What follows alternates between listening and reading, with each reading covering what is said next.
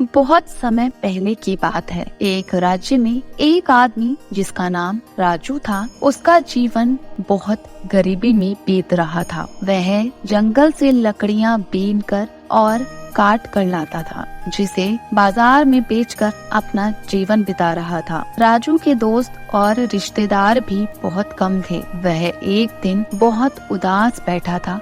तभी उसके पास उसका एक दोस्त आया और बोला, क्या हुआ राजू, आज तुम जंगल में लकड़ियां लेने नहीं आए? राजू ने बोला, भाई मैं अपनी इस गरीबी से तंग आ गया हूँ। मेरे पास अगर थोड़ी सी जमीन होती तो मैं उसमें खेती कर अपना जीवन बिता लेता, मगर वो भी नहीं कर सकता। मेरे इस जीवन में कुछ करने को बचा ही नहीं। राजू के मित्र ने कहा, तुम उदास मत हो, अभी महाराज के दरबार में प्रजा की परेशानी सुनी जा रही है और जितना हो सके महाराज अपनी प्रजा की मदद भी कर रहे हैं। तुम भी सुबह जाकर अपनी परेशानी उन्हें बताओ। राजू अपने मित्र की बात सुनकर प्रसन्न हो जाता है और सोचने लगता है, क्यों ना जमीन के साथ साथ कोई काम भी मांग लूं। यह विचार कर सुबह होने का इंतजार बेसब्री से करने लगता है। अगली सुबह राजू महाराज के दरबार में अपनी समस्या लेकर पहुंच जाता है। राजू जब दरबार में जाता है तो वहां देखता है लोगों की काफी भीड़ जमा है। सभी अपनी समस्या महाराज को बताते हैं और वहां से दूसरी कतार में चले जाते हैं। राजू का जब नंबर आया, उसने महाराज से अपने जीवन बिताने के लिए कुछ जमीन और कोई रोजगार मांग लिया। महाराज को राजू की समस्या उतनी भी बड़ी नहीं लगी।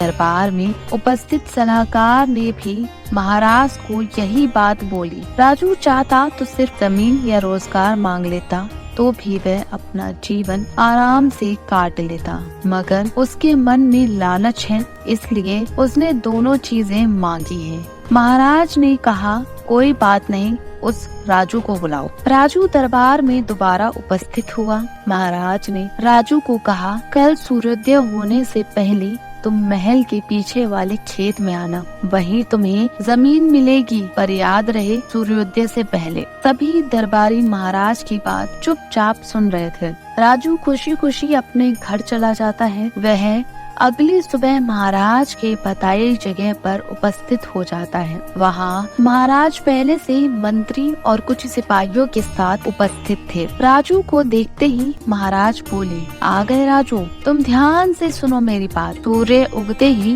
तुम भागना शुरू कर देना।